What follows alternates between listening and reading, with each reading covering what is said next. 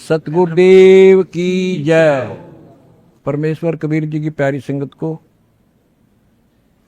विश्व की सारी संगत को दास का आशीर्वाद है। परमात्मा आपको मोक्ष दे, सुखी रखे, काल कष्ट से बचावे। बच्चों, कबीर साहब कहते हैं, कह कबीर सुनो भी साधो, मैं तो हूँ विश्वास में। अपने परम पिता के ऊपर विश्वास करना होता है। दूसरा पॉइंट कहा भगवान ने, जो रखो तो ही रहो, मेरा के चारा खाने जाद खरीद हूँ। इससे करते हो और करते हो मैं दोस्त करने योग्य कर्म है, न करने योग्य कर्म है उनके लिए अर्जुन। ये शास्त्र ही प्रमाण, शास्त्र आपको सिद्ध कर दिया, गीता और इनके सतर की। हम बच्चों, हमारे लिए जो शास्त्र है, हमारा सूक्ष्म वेद है, जो कबीर गौड़ की बना है। हमारे को इसकी कति जरूरत नहीं थी, ना गीता की, ना वेदों की, ना पुराणों की। और 17 फरवरी 1988 को दास का भाग्य उदय हुआ। पूज्य गुरुदेव से दास की किस्मत जागी, दीक्षा प्राप्त हुई, भीख मिली। उससे लेकर सन 2000 तक दास परमात्मा कबीर जी द्वारा ज्ञान और संत गरीबदास जी के अमर ग्रंथ के आधार से सत्संग किया करता था दास। उनकी ऑडियो भरी, उनकी वीडियो भी तैयार की थी, कैसेट बना करके बड़ी बड़ी सी, तो वीसीआर में चल जाकर। तो उसके बाद एहसास हुआ कि ये ज्ञान तो भगवान पहले बताया करते, कि इससे नहीं माना, बाद में सारे भाग्य 64 लाख और खूब लाभ हुए। जब तक मालिक तेरे को पहचानेंगे नहीं, गॉड नहीं मानेंगे, भगवान नहीं मानेंगे, कोई नहीं टिकेगा। दास को प्रेरणा दी गुरुदेव ने कि हो सकता गीता वेद पुराणों में पाना चाहिए ये ज्ञान को, कि भगवान बता रहे हैं ऐसा है, और वेद गीता सच्चे हैं, तो इनमें पाओगी बात कुछ ना कुछ। 2001 में दास ने ये गीता मंगाई, उसको पढ़ना शुरू किया। मालिक की कुछ रजा थी। दूसरी खोलते तीसरा पेज पलटा, अध्याय 18 का श्लोक नंबर 61 शुरू में है। ये और गीता भी हाथ लागी, जिसमें आमने सामने शब्द और अर्थ है। ये दूसरी आ जाती तो मत्था मार के बैठ जाता मैं भी। तो इसमें अर्थ सामने है, कति एग्जैक्ट ज्ञान समझ में आ जाता है। तो उसमें पाया कि परमात्मा सबके हृदय विराजमान है, कर्मानुसार एक यंत्र की तरह घुमाता है। और हे अर्जुन, तो स्वभाव से उसी परमेश्वर की शरण में जा, उसकी कृपा से तू परम शांति को, सनातन परम धाम को प्राप्त कर। मेरा तो एकदम जैसे नींद तो जाग्या कर आदमी, और सोपन देख ले को घना अच्छा, और कूदता उठा करे, वह बनी मेरे साथ ओ तेरे की। फिर लग गया, नोट कर लिया ये श्लोक अध्याय। फिर देखा धीरे धीरे, रो तेरे की सारा खजाना बड़ा, सारी है सच्ची परमात्मा की। 15वां अध्याय, 8वां अध्याय, 7वां देखा रजगुण धर्मा सतगुण विष्णु, यह हम पढ़ाया करते सूक्ष्म वेद में। रजगुण धर्मा तम गुण शंकर, सतगुण विष्णु कहावरी, चौथे पद का भेद निहारा, दरला सदगुण पावरी। कबीर सागर में, कबीर साहब के ग्रंथ में, गरीबदास जी के ग्रंथ में स्पष्ट है, ब्रह्मा विष्णु महेश और ये इनका बाप चौथा। इन चारों को भी छोड़ को 5वें में पहुंच जावे, क्या कबीर सो हम तराव। तो गीता देखा, दूसरे का 12वां श्लोक, चौथे का 5वां, 10वें का 2, और दूसरे का 17 के अविनाशी तो वो है जिसने कोई नहीं मार सकता, जिससे सारा संसार व्याप्त है। और तेरे की वो सतिथि आज मैं वर्णन नहीं कर सकता, मेरे हृदय में जो उमंग और खुशी उत्पन्न हुई थी। हे भगवान, जैसे खजाना पा जाए अगर कंगाल को, घना धन मिल जाए, घना थोड़ा नहीं, तो वो पागल सा हो जाए अगर किस न बताऊं, कैसे छुपाऊं, तक बताऊं, ऐसी स्थिति होगी। तो मालिक ने खजाना दास को ही दिया, छुपा रखा था। हो। तो बच्चों, उसके आधार से फिर गहरी नजर गीता तैयार करी दास ने। गीता के आधार से पुराणों को देखा, वेदों में देखा, सारे खजाना भरा पड़ा। जो का जो सच्चाई, कबीर साहब कहते वेद कते झूठे नहीं भाई, झूठे है जो समझे ना। अब दास साहब को जो बताना चाहता हूं उस पर आता हूँ कि हमारे जो ग्रंथ है, गीता अध्याय 7 श्लोक 12 से 15 में आपको बता रखा है, रघुबर सतगुण विष्णु से जो कुछ हो रहा है, काल कहता है इसका निमित्त मैं हूं, मेरे कारण है उत्पत्ति, सतिथि और संहार। और जो केवल इन तीनों देवताओं तक सीमित है, ब्रह्मा विष्णु महेश तक, इनसे ऊपर कोई भक्ति नहीं करना चाहते, वो राक्षस स्वभाव को धारण किए हुए नीचे दूषित कर्म करने वाले लोग मेरी भक्ति नहीं करते। और फिर गीता अध्याय 7 के 20 से 23 में अन्य देवताओं के बारे में बता, ब्रह्मा विष्णु महेश के साथ साथ कि इन देवताओं को कुछ शक्ति मैंने दे रखी है, लेकिन इन मूर्खों का, अल्प बुद्धि वालों का ये ज्ञान गलत है, ये अक्षणिक लाभ मिलता है, ये नाशवान है ये फल। अपनी भक्ति को भी बताता 4 प्रकार के करते हैं, अर्थार्थी, अर्थ, जिज्ञासु और ज्ञानी। ज्ञानी श्रेष्ठ माने क्योंकि ये मोक्ष चाहते हैं। इन्होंने मुझे सुप्रीम मान लिया, मेरे आधार पर ओम नाम का जाप किया, वेदों तक सीमित रहे, ये भी मेरे वाली अनुत्तमा गति में आश्रित है, इसमें आश्रित रहेगी। क्योंकि ऋषि मुनियों ने तप करे, ओम नाम का जाप करा, तब से राजा बन गए, ओम नाम से ब्रह्मलोक में गए, ब्रह्मलोक में जाकर फिर वहां पे सही जन्म मन बना रहा। फिर बताया कि खाक भक्ति हुई, जन्म मृत्यु मिटा नहीं, सतलोक गए, फिर वो वापस लौट के नहीं आई, ब्रह्मलोक में गए, फिर आकर मरे, क्या फायदा उस भक्ति का। अब जो प्रश्न चल रहा है कि 7वें अध्याय 18 में कहा है कि ज्ञानी आत्मा है तो उदार, पर मेरे वाली अनुत्तम गति में सचित है। 7वें के 19 में कहा है कि बहुनाम जन्मानाम अंते ज्ञानवान माम प्रपद्यते, बहुत बहुत के अंत के जन्म में कोई ज्ञानी आत्मा मेरी भक्ति करता है, ना तो दूसरी भक्तियों में जीव नष्ट कर जाते हैं। मेरी भक्ति भी कोई कोई ज्ञानी किसी अंत के जन्म में एकादे में भटक कर करता है, ना तो नीचे वाली देवताओं में भक्ति करते रहते हैं। वासुदेव सर्वमिति स महात्मा सुदुर्लभ है, ये बताने वाला कि वो वासुदेव सारी सृष्टि का रचने वाला, सबके ऊपर जिसकी सत्ता, जिसकी साहिबी, जिसकी सत्ता, जिसकी हुकूमत सबके ऊपर है, वही पालन करता है, वही उत्पत्ति करता है, वही कर्मों के मार से बचा सकता है, पाप कर्म नष्ट करता है, वो आयु बढ़ा देता है, उसकी भक्ति से मोक्ष प्राप्त होता है, ये बताने वाला महात्मा शोध गीता अध्याय 4 श्लोक 32 में कहा कि वो परमात्मा सच्चिदानंद घन ब्रह्म। इन्होंने अर्थों के भी अमृत कर रखे हैं, अनुत्तम का अति उत्तम कर दिया, वर्ग का जाना होता है आना कर दिया, अनुत्तम का अर्थ अश्रेष्ठ होता है उसको सर्वश्रेष्ठ कर दिया। यहाँ गीता अध्याय 4 श्लोक 32 में ब्रह्मण मुखे शब्द है, उसका ब्रह्मण का अर्थ वेद कर दिया। यहाँ लिखना था सच्चिदानंद घन ब्रह्म। गीता अध्याय 17 श्लोक 23 में ब्रह्मण शब्द है, उसका अर्थ वहां इन्होंने ठीक रखा है, सच्चिदानंद घन ब्रह्म। ओम तत्सत यानी सच्चिदानंद घन ब्रह्म की उपासना का केवल त्रिविध समर्थ है, 3 प्रकार से शिवन है इसका, 3 मंत्र का। अब आता हूं मैं चौथे के 32 में।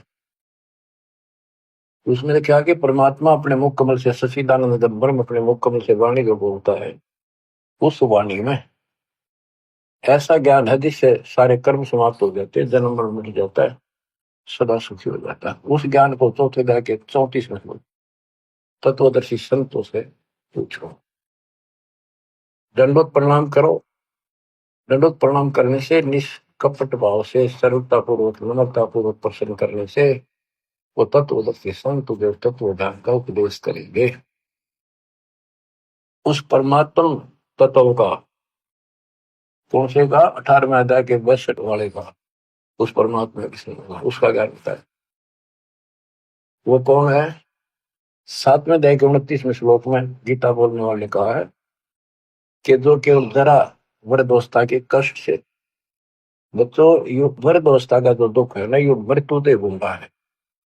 मौत तो एक बार हो जाए और यो कम से कम 20 साल मरे, फिर एनमाइटी, कभी आंख दुख है, कभी चाड़ दुख है, कभी टांग दुख है, कभी शुगर बढ़ गई, कभी बीपी बढ़ गया, उठा जाना बैठा जाना, कब्जी होगी, गैस में, कुछ सुना नहीं, रोए बैठ के। तो कर्महीन इंसान तो भक्ति नहीं करते। भक्ति करने वालों पर यह असर नहीं होगा, लेकिन मर्यादित रहेंगे तो। भक्ति भी कबीर साहब की अरदास के माध्यम से, कि वो केवल जरा मरण से छूटने का, मृत्यु से दुख से बचने के लिए केवल प्रयत्नशील है और कुछ नहीं मांगते। वो तत्परम से, सारे धातुओं से और सारे कर्मों से परिचित है। 8वें के प्रथम अर्जुन ने प्रश्न किया, किम तत्परम, तीसरे ने उत्तर दिया 8वें के श्लोक में, तीसरे ने, वो परम अक्षर परम है। 8वें के 5-7 में गीता बोलने वाला अपनी भक्ति कहता है, मुझे भक्ति कर, मेरे पास रहेगा, जन्म मरण बराबर रहेगा अपना दोनों का। ये पहले ध्यान में सिद्ध कर दिया आपको। 8वें के 8, 9, 10 में कहा, सचिदानंद ब्रह्म की जो भक्ति करता है, परम अक्षर ब्रह्म की उसके पास होता है। 15वें अध्याय के 4 श्लोक में कहा है कि तत्व ज्ञान रूपी शस्त्र से इस ज्ञान को काटकर उसके पश्चात परमेश्वर के उस परम पद की खोज करनी चाहिए, जहां जाने के बाद साधक फिर लौटकर संसार में नहीं आते। जिसने सारी सृष्टि की रचना की है उसी की भक्ति की। 15वें अध्याय के 17वें श्लोक में कहा कि उत्तम पुरुषत्व ने परमात्मा की उदाहरते हैं। उत्तम पुरुष, पुरुषोत्तम श्रेष्ठ परमात्मा तो कोई और है? जो परमात्मा कहा जाता है परमात्मा, और जो तीनों लोकों में प्रवेश करके सबका धारण पोषण करता है, वो अविनाशी परमेश्वर है। अब गीता यही समाप्त हो जाती है जब ये कहता है कि उस तत्व ज्ञान को किसी तत्वदर्शी शब्द से जाकर पूछो। मोक्ष उससे होना, जन्म मरण उससे मिटना, वृद्धावस्था का संकट उससे कटना, एक मालिक कुल का वही है। उसकी साधना कहाँ है? वो ना वेदों में।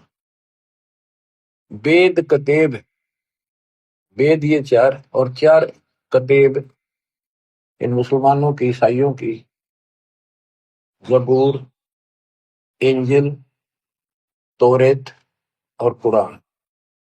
ये 4 कुरान, 4 किताब और 4 वेद कतेब एक जैसा ज्ञान है, यानी इनकम्प्लीट है। हम गलत नहीं कहते कि गलत है, अधूरा ज्ञान है। अधूरे ज्ञान तो फिर लाभ क्या होगा, अधूरा काम। अब आपको बताता हूँ थोड़ा सा पाक कुरान मजीद। देखो इसमें क्या बताया है, एक चैप्टर है, उसका नाम है अश-सूरा और संख्या नंबर है 42, यानी सूरत अश-सूरा 42, 42।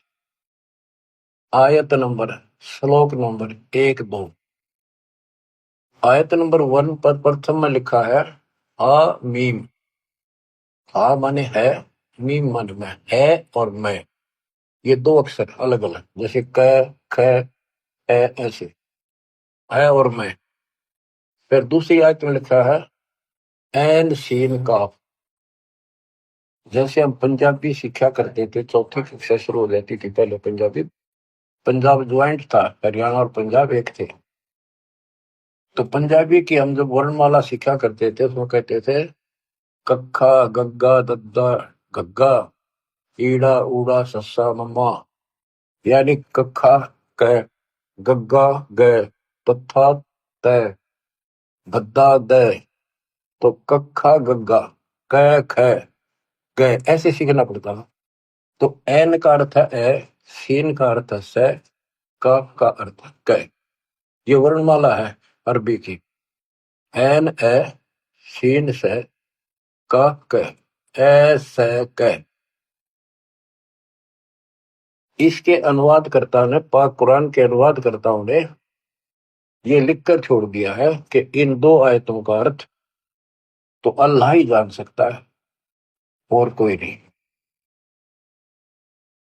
ये क्या है? गीता अध्याय 17 श्लोक 23 में ओम तत्सत, ये तीन मंत्र हैं। इनमें तीनों मंत्रा का पहला अक्षर है ऐस क। जिनको तीनों मंत्र प्राप्त हो बच्चे आसानी से समझ देंगे। ये वो मंत्रों का केवल पहला पहला अक्षर लिख रखा है, इसको नथिंग। तो ऐसा कहते के हासिल होना था, ओम तत्सत से क्या हासिल होना था, अब इसकी एब्रीविएशन निकली सारी। अब इसको सारे से विस्तार से करा, तब पता चला ये सूक्ष्म भेद में पहले ही था। बच्चों आंख खोलो, दास कौन है? कबीर साहब कहा करते हैं कि वही मैं सारी सृष्टि का मालिक हूं, मैं खुदा हूं, लेकिन कौन जाने से बात नहीं। दास कहता विश्व में एक नंबर का तत्वदर्शी दास है, नथिंग एल्स। इतना कह रहा हूं। अब पाक कुरान सूरत फुरकानी 25 में आयत 52 से लेकर 59 तक 52 से 59 में स्पष्ट किया है कि हे हजरत मोहम्मद, हे मोहम्मद, हे नबी, हे रसूल। कौन बोल रहा है? कुरान का ज्ञान देने वाला अल्लाह। कि ये काफिर लोग जो है कबीर अल्लाह को नहीं पूजते, इसके अतिरिक्त औरों को भी शरीक करते, दूसरे देवताओं को। तो इनके साथ संघर्ष करना कबीर के लिए, और इनकी बातों में नहीं आना। तेरी बात ना मानना, लड़ाई नहीं करनी, ते इनकी ना मानना, मेरी बातों में विश्वास कर। ये वही है जिसने 6 दिन में सृष्टि रची, 7 दिन ताकत पैदा बैठा। सृष्टि में सारी आगे उत्पत्ति, माता पिता भाई बहन सब, सारी नदी नाले तारे पृथ्वी स्वर्ग पाताल सब बनाया उसी ने। और वही पाप कर्मों को नष्ट करने वाला है, गुनाहों को अच्छी तरह जानता है। उसकी खबर किसी बाखबर से पूछो। तो यहाँ पाक कुरान भी यहाँ पर समाप्त हो जाती है। इसमें वो ज्ञान है ही नहीं उस अल्लाह का जिसने सृष्टि रची। तो ये गलत नहीं कह सकते किसी ग्रंथ को, लेकिन ये इनकम्प्लीट है। इनकम्प्लीट से मोक्ष नहीं हो सकता। मोक्ष तो संपूर्ण अध्यात्म ज्ञान से होगा, और वो तत्वदर्शी संत बताता है। इसमें स्पष्ट कर दिया दोनों पवित्र धर्मों की पवित्र शास्त्रों ने कि पूर्ण परमात्मा की जानकारी तत्वदर्शी संत बताते हैं।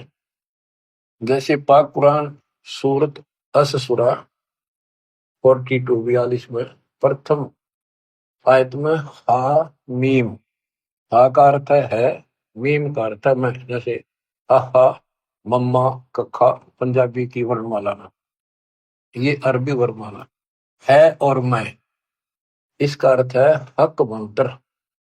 हक मंत्र जिसके पहले अक्षर ये है एन सीन का।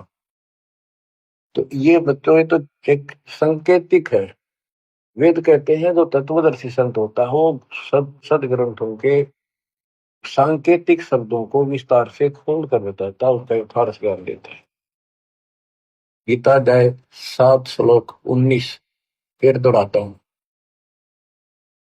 बहुनाम जन्मानाम अन्ते ज्ञानवान माम प्रपद्ये। बहुत बहुत के जन्मों के किसी अंत के जन्म में कोई ज्ञानी आत्मा मेरी भक्ति करता है कर्म की, अन्यथा वैसे ही डले होकर चले जाते हैं।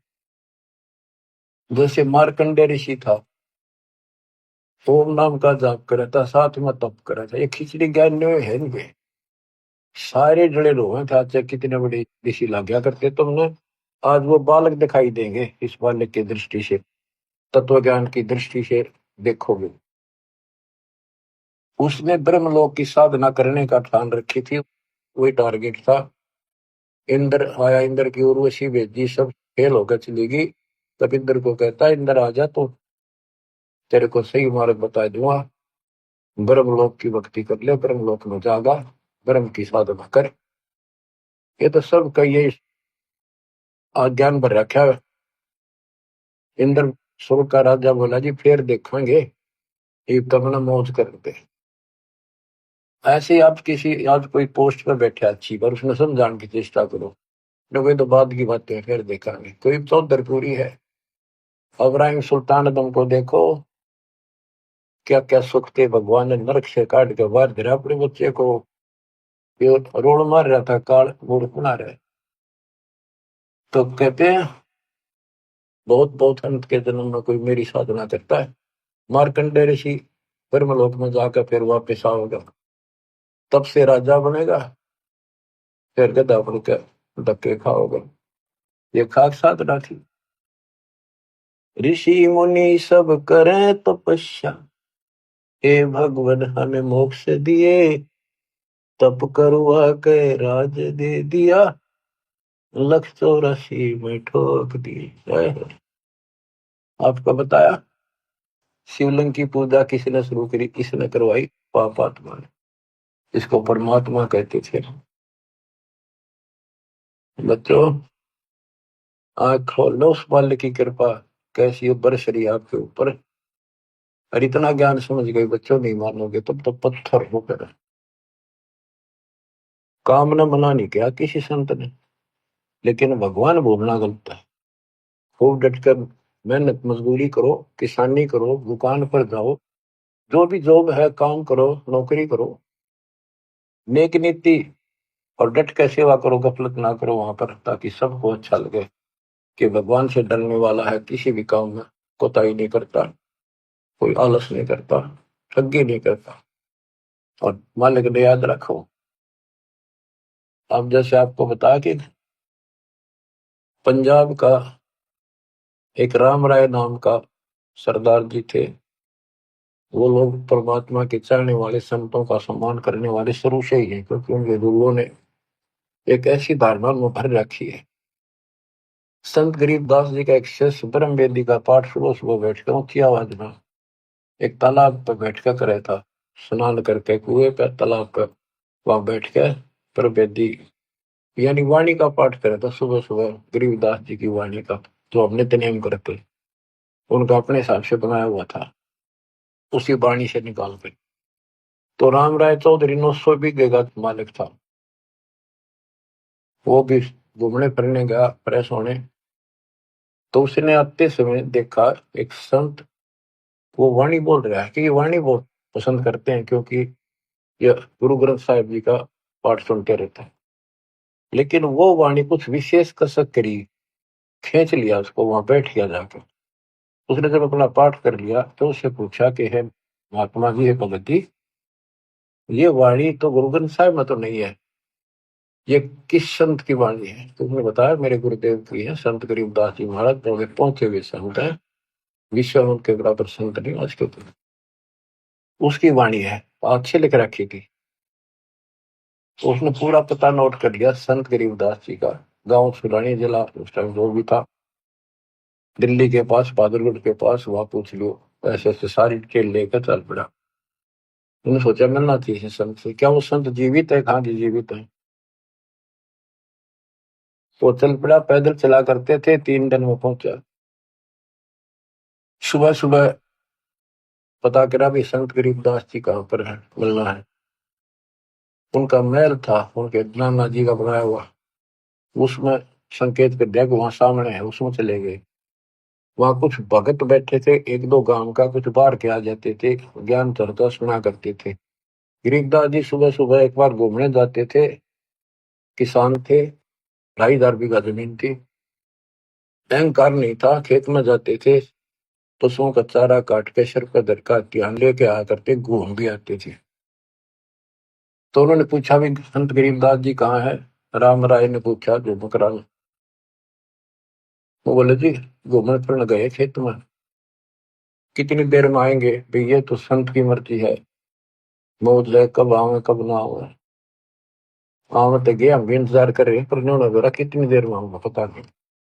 उसने सोचा इतनी दूर आ लिया, संत के दर्शन करके चैन लूंगा। वो चल पड़ा।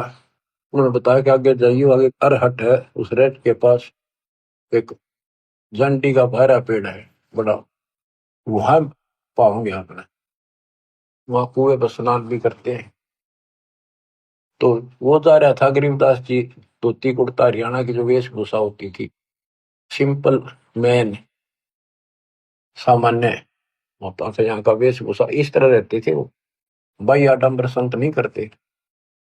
तो उस राम राय ने उस किसान से पूछ लिया, उसने किसान समझा, सिर पर पशुओं का चारा और रोटा धर रखा ज्वार का। उसने बोला भाई मैंने गरीबदास महाराज जी संत जी से मिलना है, तो बताया इधर घूमन आए हैं, कहाँ से है वो, उनका खेत कहाँ ठिकाना है उनका। गरीबदास जी बोले आ जाओ, उन्हें पहचान दिया वो संत भी थे, कि आ जाओ मेरे साथ, मैं मिलाऊंगा उनसे। वो वापस आ गए, वापस जा लिए वो काम में, आ जा लेकर आ गए। वो भगत जो वहां खड़े थे उन्होंने बाज के, किसी ने बोटा लिया, किसी ने दंडवत प्रणाम किया, फिर पानी पिला, फिर नहाऊंगा, पानी लाए स्नान कर दिया। उसने सोची, उन पूछा रहा महात्मा कौन सा है वो संत, तो वो भगत बोले ये तो है गरीबदास। वो सामने मुड्डे पे बैठ गया, और बैठा बैठा ये मन में कल्पना कर रहा था कि ये गुरु, ये महाराज है, तेरा गजब हुई। उसने कल्पना कर रखी थी, उसका इमेजिन था कि बड़ी बड़ी जटा पाऊंगी, गल में माला मला होंगी, और धुआं दाना ला रखा होगा किधर, या डेरा होगा तो बहुत बढ़िया सुंदर कपड़े लाल पीले, यानी कोई आडंबर जरूर पाओगा। संत को ऐसा ही माना जाता है, उधर सारे ऐसे मानते थे। और उसने देखा सिंपल किसान, सामान्य आदमी, इसका 2,500 बीघे जमीन बताओ है, इसलिए लोग इसके चापलूसी करते हैं, ये गुरु यूं बना रहे हैं इसको, ये तो मेरे जैसा किसान है, तेरा गजब हो, ये खोदा पहाड़ निकली चुया इतनी दूर था, यू संत पाया। यो मन सोचा बैठा बैठा, गरीबदास जी स्नान करके तुरंत, और धोती बांधा करते हैं हरियाणा में, और एक और उसका पल्ला सा धोती का एक बेल्ट सी बांध जाकर, उसने अड़बंद बोलना, अड़बंद, उसको बांधने के लिए तैयार हुए था। हाथ पे उंगली का चोट लाग रही थी, लीला थी ज्यादा, पट्टी ही बांध रखी छोटी सी। तो राम राय से बोले भाई झुमक रहा, उसने अपना राम राय नाम बताया। परमात्मा बोले रहा झुमक रहा, ये इसका उर्फ नाम था। वो ऐसे चंचल माइंड का था, पूरा मतलब विश्वासी कम था, हर चीज में कोई ना कोई पूछा ताछी अटपट रखा करता, तुर्क वितर्क ज्यादा करता था, झुमकरा डगमग से ख्याल का था, इस तरह उसको झुमकरा भी कहते थे। और वहां बैठे बैठे भी वो कल्पना इसी कर रहा था, यो किसा गुरु, ये क्या हुआ फलाना है, झुमकरा का। जब मैं उसे समझ गया कि मतलब बताया भी को नहीं, फिर भी उसने कहा कि भाई मेरी एक धोती बांध दे, अल्लाह मेरा हाथ का चोट लग गई है। उसने उठ के और वह गांठ लाई, और धोती शरीर के मां के निकल कर धोती का गांठ लग गई। तो उसने फेर खोला जल्दी, दूसरा फेर ऐसे किया, तीसरा फेर ऐसे करा, वो गांठ फिर शरीर के अंदर से निकला हुआ। तो गरीबदास जी बोल रहे थे मकरा, मैं तो तेरे जैसा किसान हूं, या गांठ ना लगती क्या बात होगी। ऊपर देखा, विष्णु रूप धारण कर रखा, क्योंकि वो पुजारी विष्णु का था बेसिक, वो बने हुए थे सिख।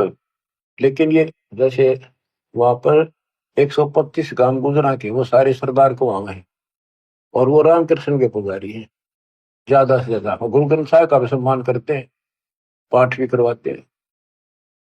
तो कहने का भाव है कि वहां पर वो पैरा में पड़ गया कि भगवान माफ करो, मैंने बहुत अच्छी भिंडी कह दी। फिर वो उसी रूप में आ गए, गरीबदास रूप में, और बैठ गए, फिर चर्चा शुरू हुई।